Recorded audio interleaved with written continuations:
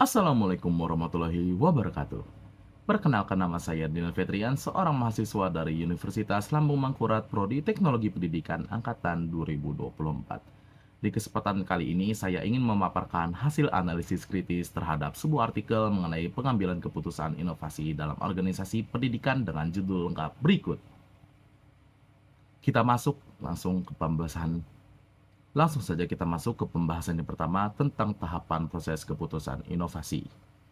Berdasarkan dalam artikel, proses ini meliputi pada identifikasi masalah, analisis kebutuhan, diskusi yang partisipatif, hingga penetapan keputusan oleh pimpinan. Artikel ini menunjukkan juga jika proses tersebut bisa berjalan secara sistematis, meskipun tidak selalu terdokumentasi secara formal.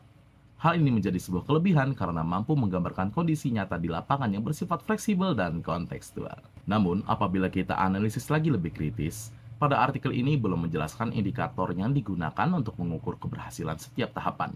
Jika dibandingkan dengan teori dari Everett M. Rogers yang memiliki tahapan knowledge, persuasion, decision, implementation, dan confirmation, terlihat jika teori tersebut lebih sistematis dan terukur.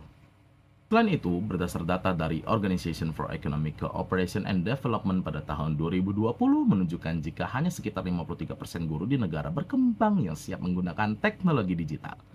Hal ini juga menjadi bukti jika pada tahap awal inovasi, kesiapan sumber daya manusia masih menjadi kendala utama yang belum dibahas secara mendalam pada artikel ini. Lanjut, pembahasan yang kedua, terkait faktor penyebab ketidakefektifan inovasi. Dalam artikel juga mengidentifikasi faktor kepemimpinan, budaya organisasi, sumber daya, tekanan eksternal, dan evaluasi. Kelebihan pada artikel ini adalah bisa menunjukkan jika inovasi itu dipengaruhi oleh banyak faktor yang saling berkaitan. Akan tetapi kekurangannya adalah tidak adanya pembobotan terhadap faktor-faktor tersebut, sehingga tidak diketahui faktor mana yang paling dominan. Selain pada itu, laporan dari UNICEF pada tahun 2020 menunjukkan jika sekitar 66% siswa juga merasa nggak nyaman belajar dari rumah. Data ini menjadi bukti jika faktor eksternal seperti akses teknologi dan pengalaman belajar punya pengaruh yang besar yang belum sepenuhnya dianalisis pada artikel ini. Langsung masuk ke pembahasan yang ketiga tentang rekomendasi keputusan inovasi. Artikel menyarankan agar inovasi tetap dilanjutkan dengan perbaikan berbasis evaluasi.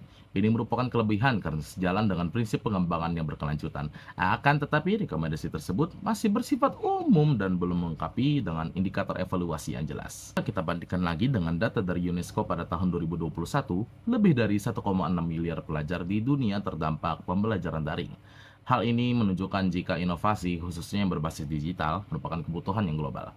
Oleh sebab itu, menurut analisis saya, inovasi tidak hanya perlu dilanjutkan, tetapi juga harus disertai dengan evaluasi yang berbasis pada data yang terukur agar implementasinya ini dapat berjalan lebih efektif.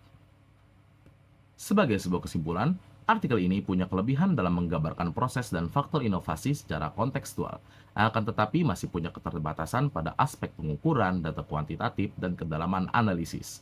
Oleh sebab itu diperlukan integrasi antara teori, data empiris, dan kondisi lapangan agar pengambilan keputusan inovasi menjadi lebih optimal.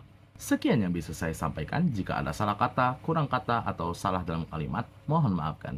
Sampai jumpa. Wassalamualaikum warahmatullahi wabarakatuh. Sampai jumpa berikutnya.